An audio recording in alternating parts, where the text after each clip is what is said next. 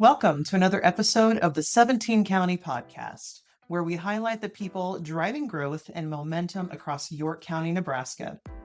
With a population around 14,000 and located right along Interstate 80 in the heart of the Midwest, this is the kind of place where relationships matter, ideas move fast, and progress is built through collaboration.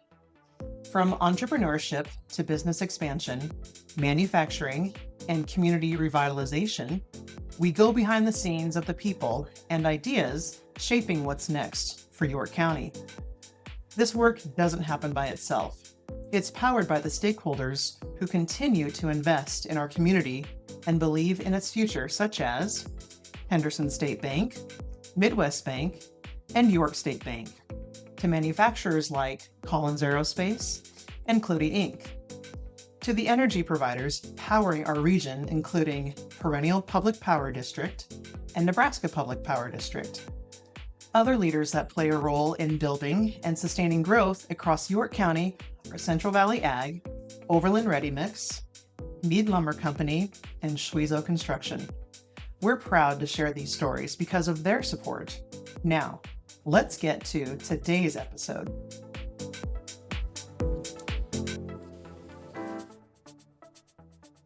Welcome back to the 17 County Podcast. Today's episode is a little bit different for me because I'm interviewing someone I work with every day. My boss, Lisa Hurley, Executive Director of York County Development Corporation.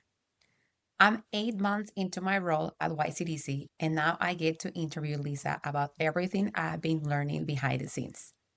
Today, we're talking about some updates on housing and the Rural Workforce Housing Revolving Loan Fund, our new Did You Know campaign, the Spark Small Business Pitch Contest, and the YCDC 5-year strategic planning process.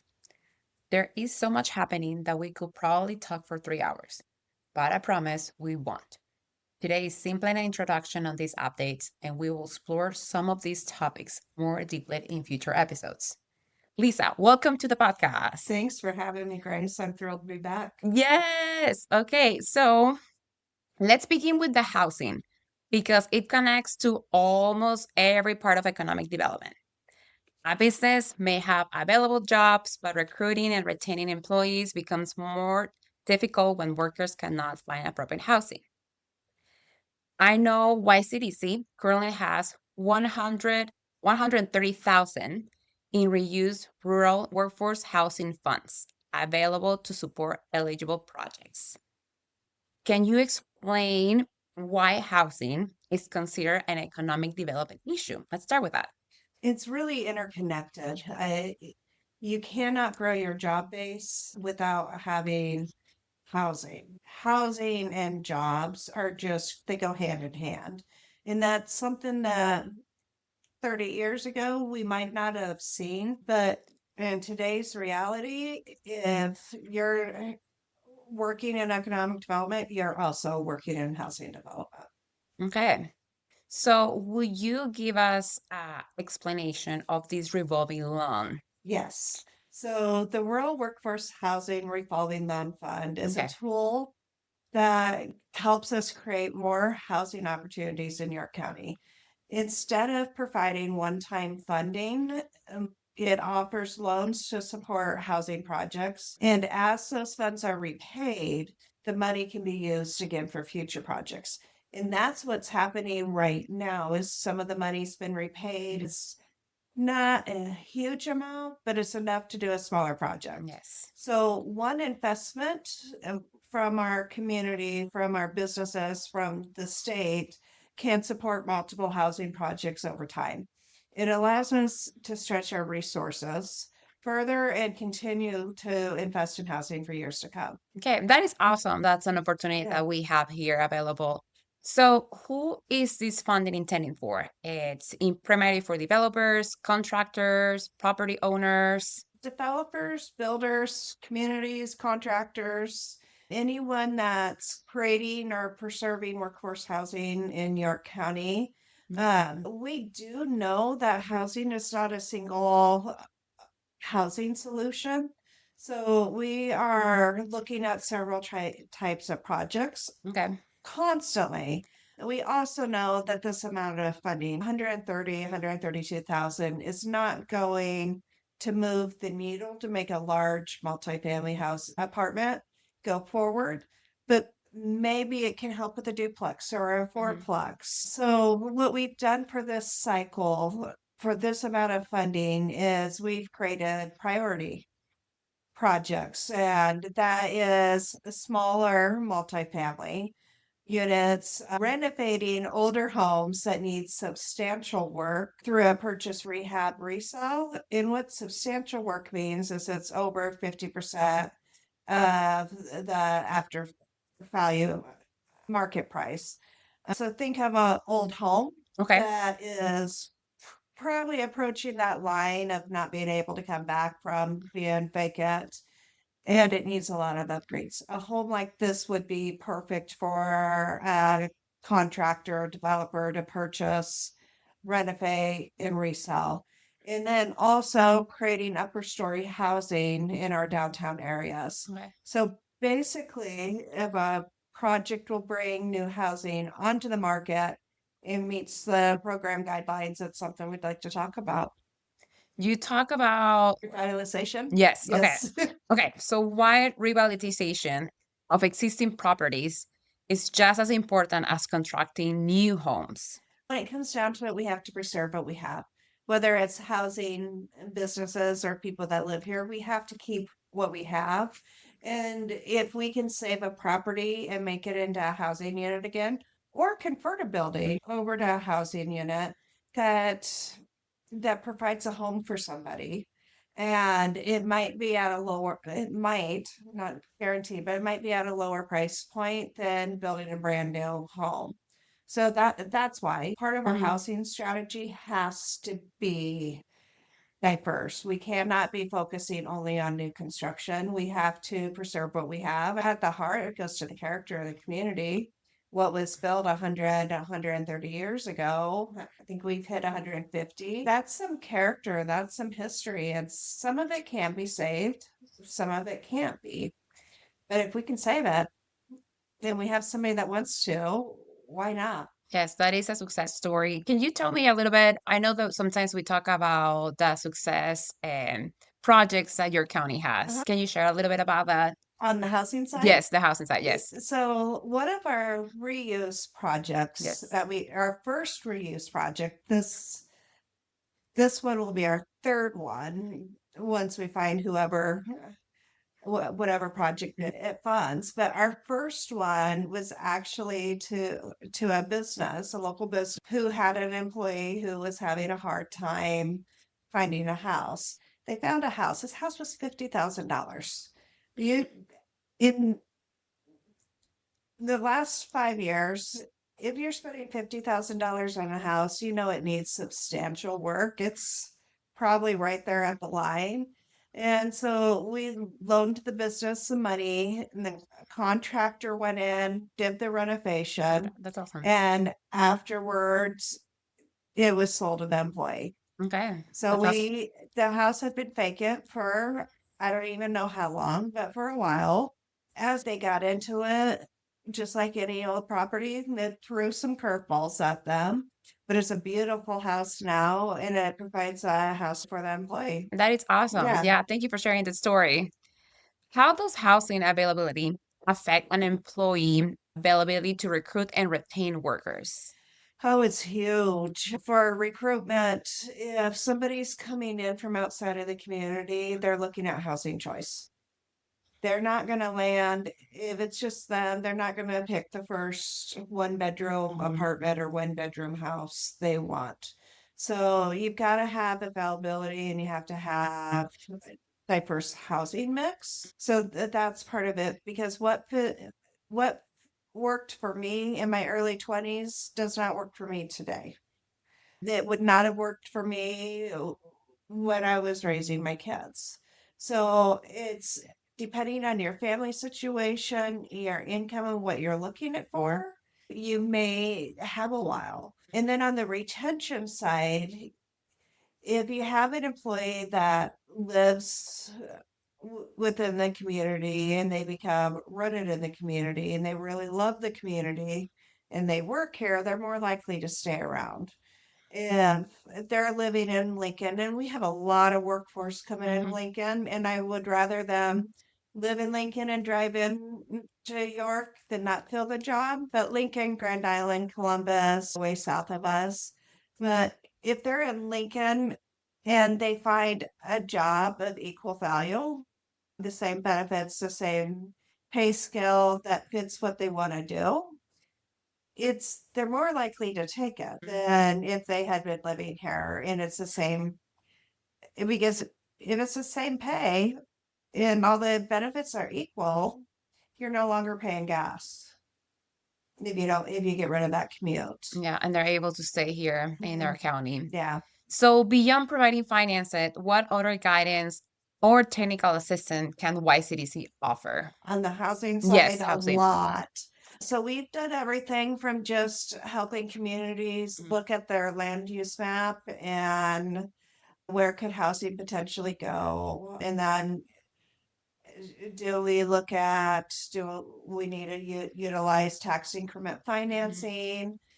Is there other ways to get the construction in? We've talked about buildings and how do we preserve a building and convert it into housing. We're working on one now that hopefully someday will turn into housing and we'll be able to talk about. And then we work with connecting resources. So like in Henderson, we supported a grant with the Southeast Nebraska Development District with Henderson putting their matching funds into that grant to build a house instead of them supporting our rural workforce housing application. We were a little bit off, but we're like, run with them because we don't know that we're going. And it may be the next cycle. So that was a partnership, a lot of collaboration. Another thing we do is a lot of marketing. Sometimes you'll find me giving a developer a tour around the community and I sell them on the need and I step back. They don't need anything else. And that is a good thing, no matter what amount of technical assistance they need, whether they need help filling that gap to make it cash flow, or they just need the market analysis, or they need somebody to brainstorm with. I love brainstorming. It's a lot of fun. Yes. Thank you, Lisa, for sharing that. Thank You're you. welcome. Thank you. Those were good questions about housing. So thank you for sharing that. So we know that housing, it's a great example of work that people may benefit from without all realizing YC's role in it. That leads perfectly into our next topic, telling your county stories. Since joining YCDC, I have learned that your county is home of incredible businesses, products, services, organizations, and people. However, even those of us who live here may not realize everything happening in our backyard. Michelle has been working on an amazing new campaign called Did You Know? It will launch in mid-August and help uncover and share some of the remarkable stories found through your county. Yes. So, Lisa, where did the idea of Did You Know campaign come from? From a series of conversations. Yes. It really did. The Did You Know, and the focus of it is the Find Unique. Because did you know that you can go to Miller Seas and buy honey? Did you know that you can do dry cleaning at Western Edge? Did you know that Wagner's has paint supply? Did you know that the Jeweler's Vault has artists from Italy's designs in there? And she carries knives that are made by an artist in Lincoln. So she actually has quite a bit on the men's side. Yeah. So what we are doing is we want to support our local businesses. Over 70% of our growth is going to come from our local businesses. Okay. We know that it's proven 70% is on the low side. It's probably closer to 80. But at any given year, it's expansion projects from who's already here. So what we've done is we've split the businesses into kind of for industry clusters. You know, we Okay. have our manufacturers. Our manufacturers are very diverse. So we're going to let them say, we make this part, we do this.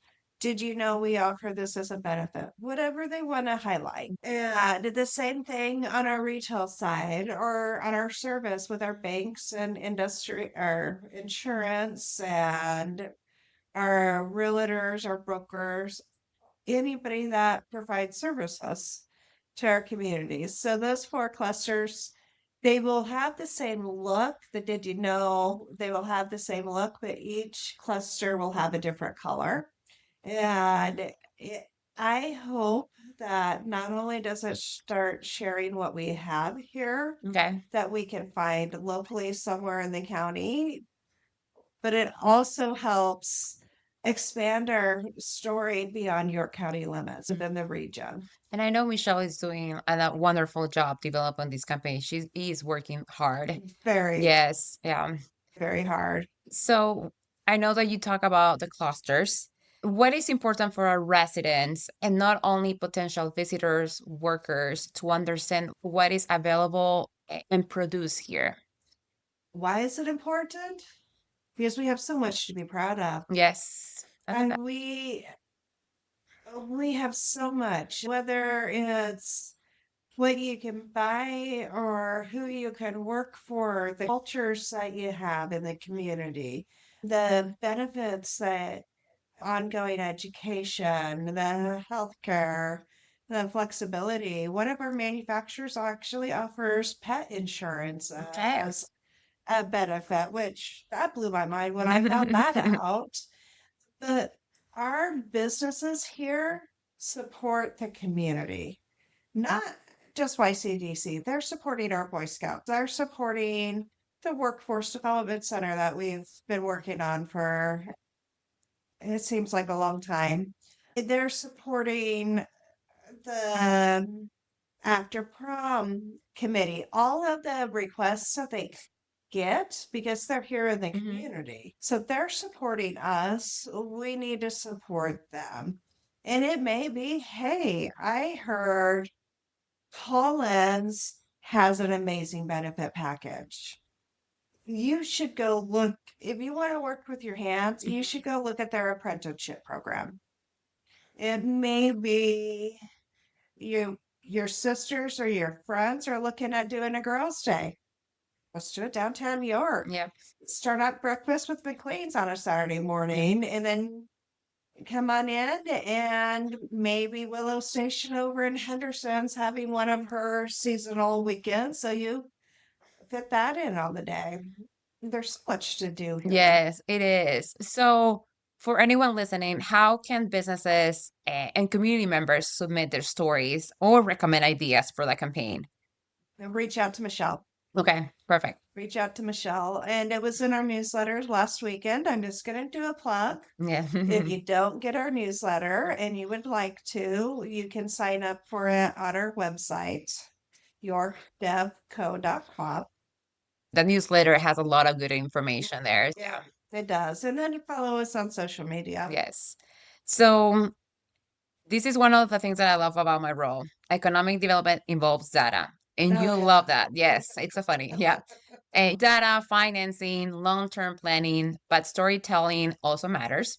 People cannot support us or share opportunities they don't know exist. Yes. So, speaking about opportunities, more visible, let's talk about entrepreneurship. So, we're going to talk about Spark. Awesome. An initiative that I'm very excited to coordinate for the first time since I joined YCDC. Spark, we know, is entering its 3rd year. Yes. And it's the easiest way to describe it. It's a community-focused version of Shark Tank where entrepreneurs receive mentoring, present their idea or existing business to a panel of experienced judges, and compete for resources that can help move their business move forward. So we know this year competition will be held on October 8th. Each participant will have 7 minutes to pitch, and they are 2 categories, startup and small business.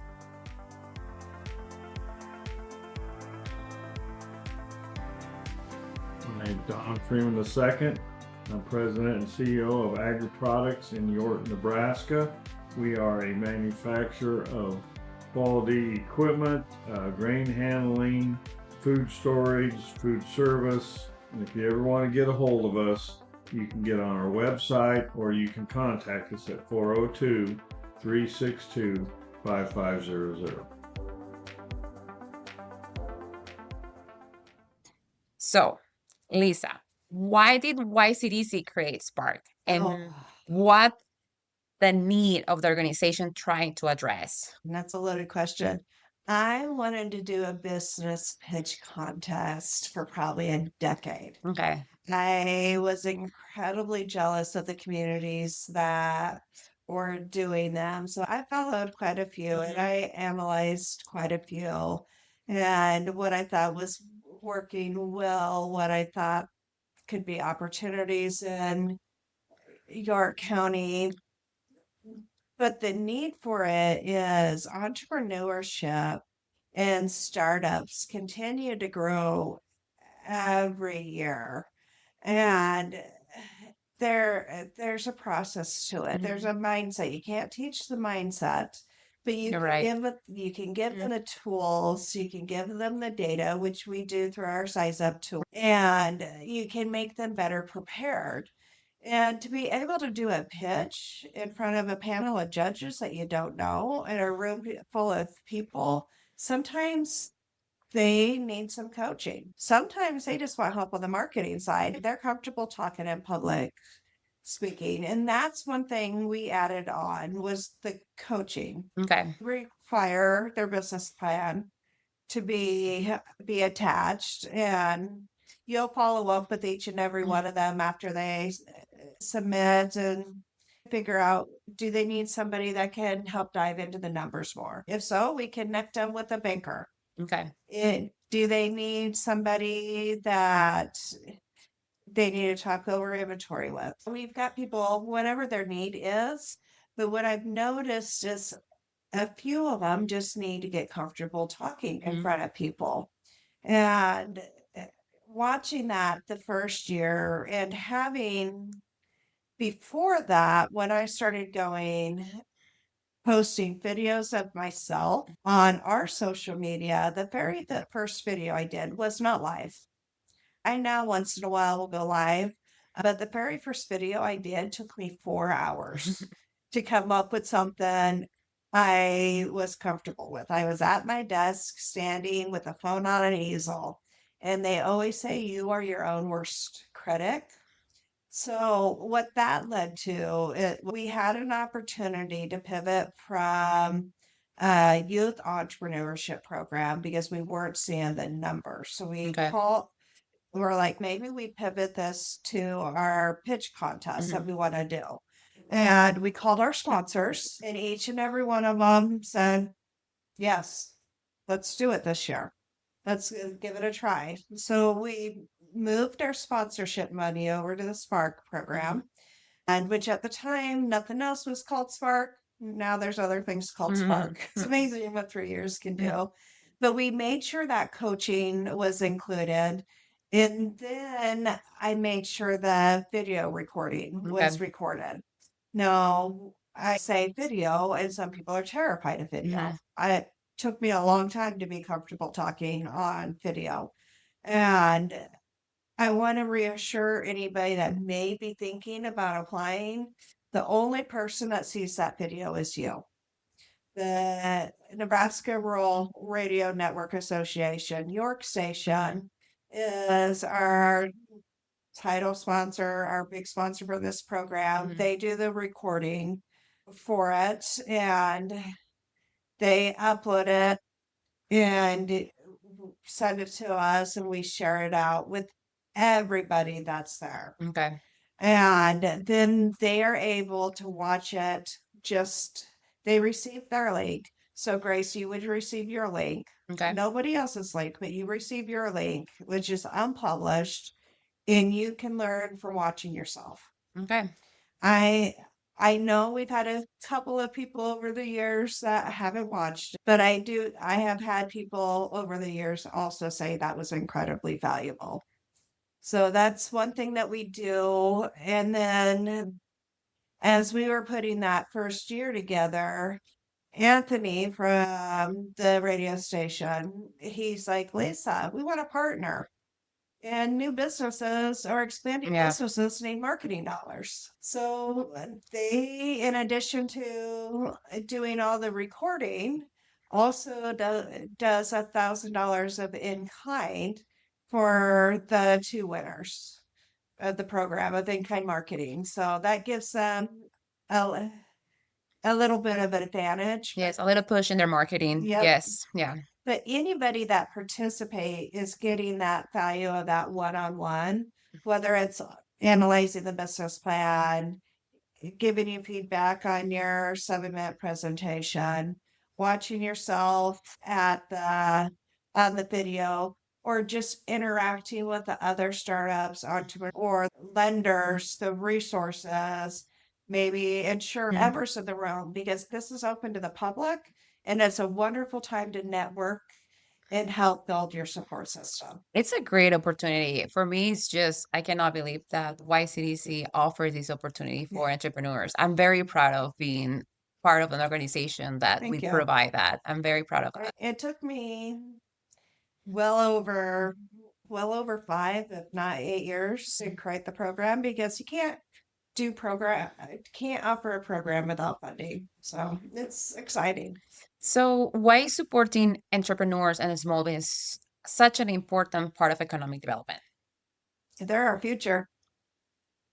They really They are. are, yes. They're, whether it's somebody that's creating a new tech product or they're creating a gadget in their garage, making signs, making software. You just never know where that is going to lead for jobs down the road. And for that individual, that family, they can truly change their life.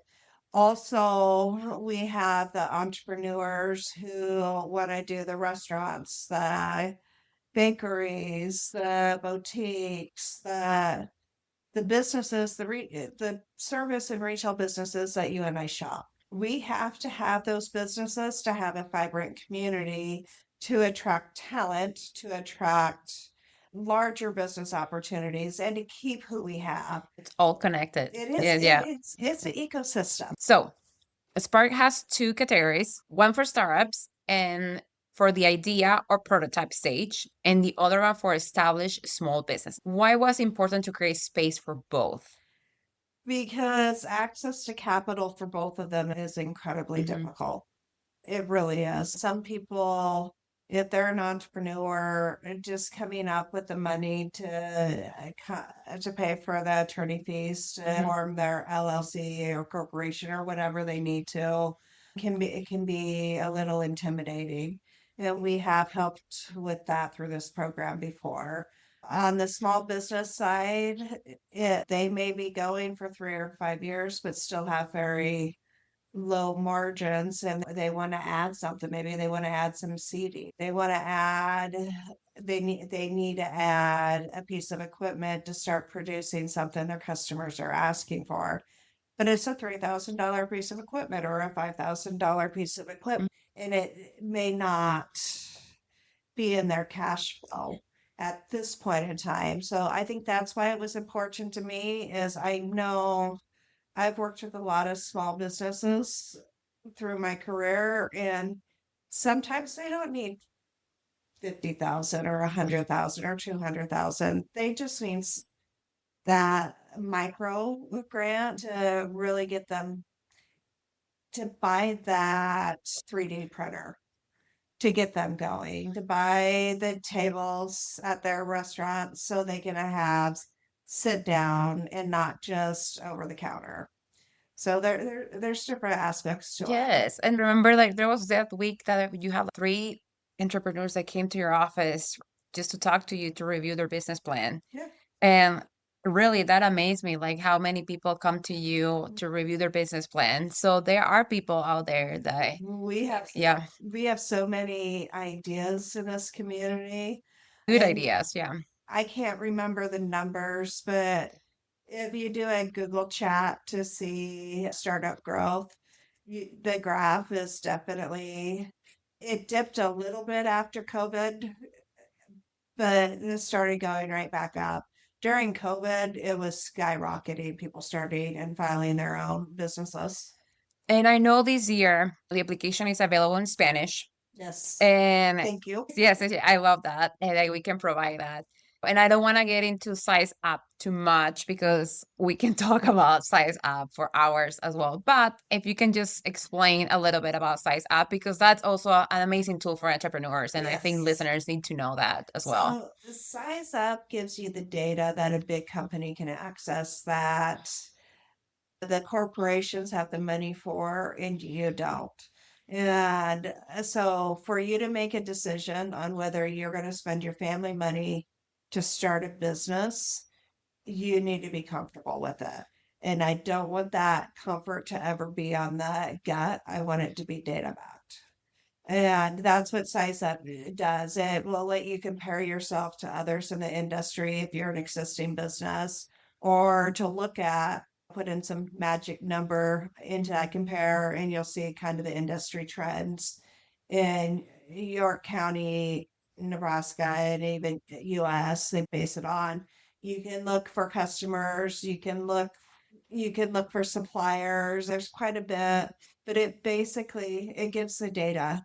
You can create an account and go back to that data. You can do it over your lunch hour. You can do it in the middle of the night when the baby's up, or your mind won't shut up because you're so excited about something. You work it into your time instead of coming in here and me saying, let me see what I can do, and then sending off a whole bunch of requests because I didn't have access to data without going to our partners. So I would have to spend time going out there, which just took so much longer, and it was doable. But I think because of that, we had some people that they were not prepared, or they didn't move forward because they couldn't reach that comfort level. Because truly, if you're going to start a business, you've got to be comfortable and you have to have the data and you have to have your proof that it's going to work. I really encourage our entrepreneurs to go to our website because there's so Yeah. many tools out there in our website that they can use. And if you need help on the Size Up, there's a video on there and it will show you how to use it. And which is really cool is the company we contract with to offer this tool has office hours. So you can do request office time and just do a Zoom meeting and they will help you through the data. That's awesome. Yeah, thank you for sharing that. So before I jump to our final topic, I do want to remind everyone the applications are due September 4th. I do have a couple people that have applied, send their applications, so I'm very excited. And our last topic is strategic planning one-on-one. That's how I name it. So we talk about housing, marketing, entrepreneurship, but those are just not random and disconnected projects. They're all connected in YCDC larger strategic direction. This year, it's important because 2026 is a strategic planning year for YCDC. This is a very large project process. So, Lisa, let's begin with the basics. What is strategic planning and why is so important for an economic development organization like YCDC to have one? Okay. Strategic planning is when you look at your data, you look at your trends, you look at if you're an existing organization like us, you look at the historical aspect of where you've been and where you want to go. It's basically your roadmap of where you're headed. And I'm gonna say it's not important just for an economic development organization. Any type of organization, any type of Okay. businesses should have a plan in place. Because if you don't know where you're going and you don't have your goals, how are you getting there? For YCDC, that includes knowing where the goal is, comp plan, It knows how our population has changed, how our jobs have changed, all of that fun stuff. But it's critical to know where you're going, because how else do you hold yourself accountable? I agree. So, who participates in developing this plan and why it's important to include perspective from our board, businesses, local governments, educators, community organizations, and other partners? So we did a survey that we shared with our board members and with elected officials and with our stakeholders, our partners. And then Melanie put it on just melaniew.com as well. And why that is important is because we can get pretty narrowed on what economic development is, and we need other people to say, hey, we think it would be great to have a Chick-fil-A, which I've heard many times. We're not quite there yet. But it's important to get that feedback because it performs that full 360. Yep. If there's a challenge in the community that YCDC needs to be at the table at, we need to know about it. So information from that survey, information and analysis of all of the trend data came to the table. And we did a board retreat day. We looked at the overview, the reflection of the previous 5 years, where we had, and over the last 5 years, we kind of went from a programs to a systems approach. And so we analyzed everything from internal YCDC records to all the data that could be found out online to the trend study that NPPD had provided for us.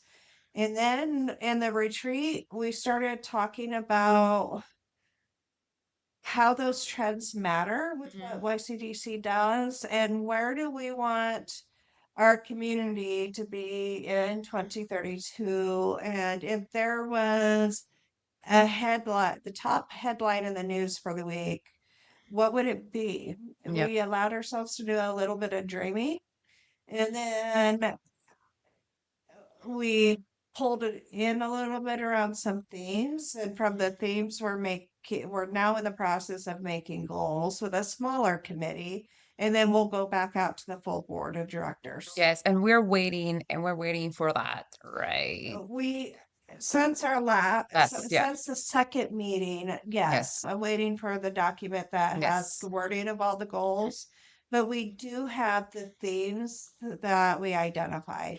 So you were talking about reflecting on the past 5 years, and you talk about the main thing, which was it was like your main shift. You described a strategic movement from individual programs towards building interconnected system. Yes. So in plain language, what do you mean with that? YCDC does not need to do everything, and programs should not be in silos. Okay. So our ecosystem includes programs, but it should be systems based. Our team here at YCDC, whether it's our staff or our board, wear many hats, we're always going to have them all on. So how do our decisions relate there? And the interconnected piece, we need to be a connector, a collaborator. We do not always need to be at the front of the table. Sometimes we're starting an initiative and then we're stepping back. Sometimes we are alongside some of our partners on how do we address this childcare issue? How do we address this housing issue? 15 years ago, YCDC was not involved in housing. And now we're probably the lead entity for now. We'll see how that changes. And I'm just saying the lead from the county perspective on trying to share the housing need, keeping an eye on the data and marketing the county overall is a great place to invest in housing. I'm not saying we're selling houses. We're not. That's our realtor's role. Yeah. But they're partners of ours. So if they need our help, we're there helping. So what other lessons will you say that you have learned over these past 5 years? I would say And accomplishments too. Now that I have you, yeah, reflecting on that past 5 years. it's really incredible. And actually, on the housing side, it goes back more than 5 years. We did our first housing study in 2015. It might have rolled out the end of 15, first part of 16. And everything that we've done since then is just built on each other. Okay.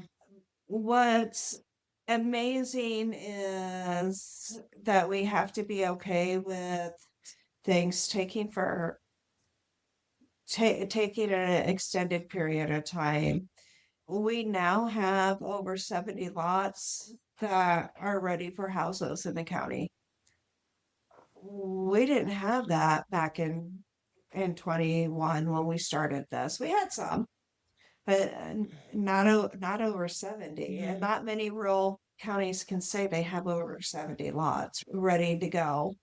The lessons would be, yeah, and this gets reinforced every single year. Not every project is the right fit. Whether it's an entrepreneur starting something and figure out from the data that it's not the right thing at the time. So they're saving them and their family a lot of money and a lot of stress by not going forward until they find the right fit. And they'll continue to massage, entrepreneurs always does. Or if it's a larger project that impacts more than one thing, but the main lesson is we have to be prepared. We have to communicate and we have to collaborate. And we have to know that not everybody around the table is going to have the same thoughts and the same feelings, in the same backgrounds, and the same lived experiences. And isn't that fantastic? Yes. Because when you bring a diversity of opinions together, you do end up at the right place because you have more informed decisions. So information, data, stories, it all makes those informed decisions.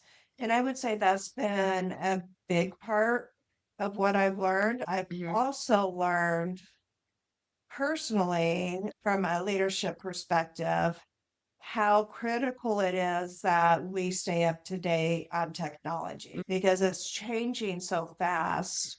And the YCDC team can do stuff way more efficiently if we're using software and we can service our communities and our businesses better. And Size Up is a perfect example of that. I agree. And like, I know that I got so many questions for you right now, but I do want to touch very brief about target industries. So YCDC has recently refined its target industry. Yes. And like I said, I can talk hours about these. You just gave us a report about it, which I was very interested in. That's why I wanted to just touch a little bit today. And what does the term target industry mean in economic development? Let's So- start with that. Target industries you identify the type of industries that are community infrastructure for your workforce. Yeah, and for the local, regional, statewide supply chain. Okay. And why is important to YCDC to identify a focused group of industries rather than just try to recruit every possible type of businesses? It's financially responsible. That's something we're always looking at. But beyond that, when you're more likely to be successful if you know what's going to work in your community. If I'm out there chasing large utility users and we can't serve them, I've wasted money on marketing and publications online, in travel and time. And so that's not a very good financial Mhm. sport. But even at the time, because if you've had 5, 6 meetings, and then, oh, we can't serve you here on this particular infrastructure, walk away with a taste in their mouth because they figure if you responded, you can serve them and you're ready for them. And so that's a big part of it. And it's good to your county be ready for that. It's making sure we're prepared for Okay. tomorrow's opportunities, which ties back into the strategic. Yeah. It's making sure we're prepared for tomorrow's opportunities. Without going too deeply into a future episode, what can you tell our listeners about what kind of industries that align well with your county assets? We actually came up with a core position Okay. statement. Okay. Move it, store it, assemble it, service it, fabricate it efficiently, and power it strategically. It's a core positioning level, but we are focusing on industries that align with today's available infrastructure and utilities, with the caveat that some of our utilities are looking at expansion and they're willing to do that. That supports our skilled workforce growth, that generates long-term taxable value, Okay. and can realistically locate and expand within available sites. Our top one is agriculture and industrial equipment component manufacturing. We also have automation controls, robotics, and industry technology, specialty metal fabrication, and industrial assembly, row adjacent building materials, and industrial products.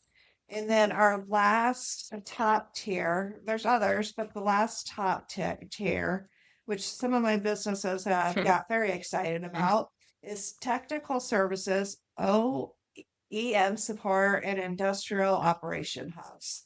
So those supports and complement the industries that are already here and the supply chains. And when I say supply chains, the products that are being grown or made within our region.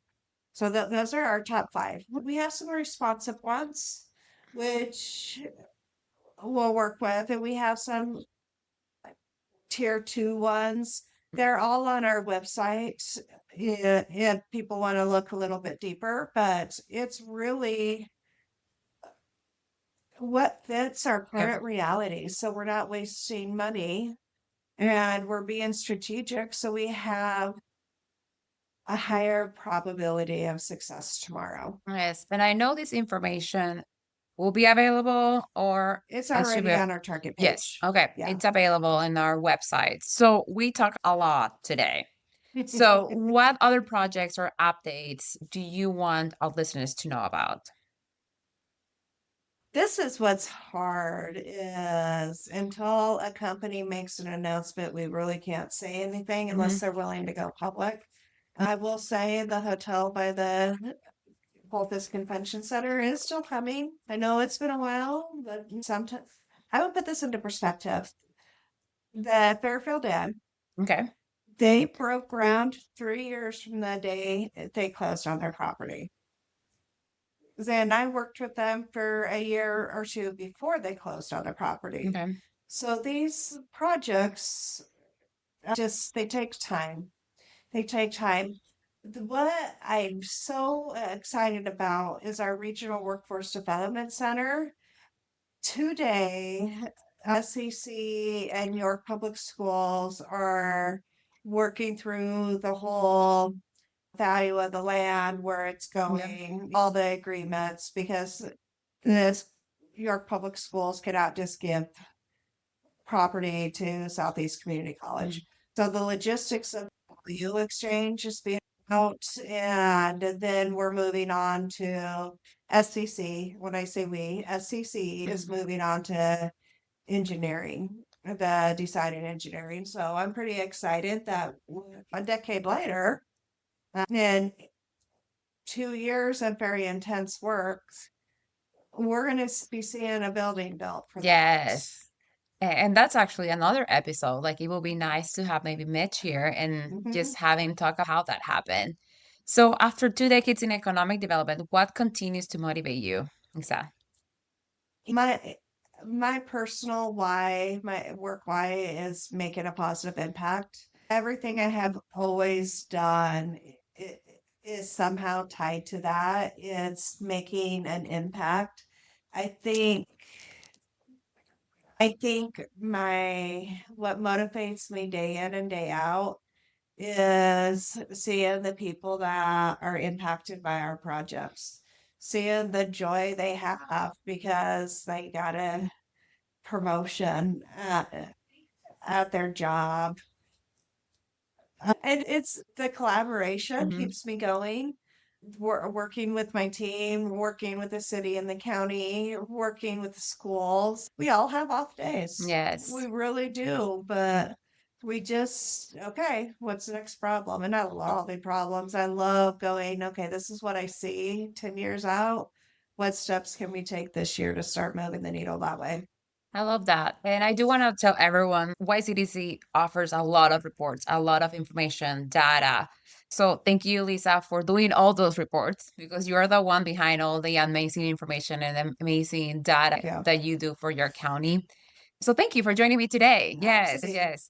By the time this podcast is going to be released, I will be 8 months in the job. So yes. So thank you for explaining us not only what YCDC is working on today, but why this work matters. Really. Thank you. You're welcome.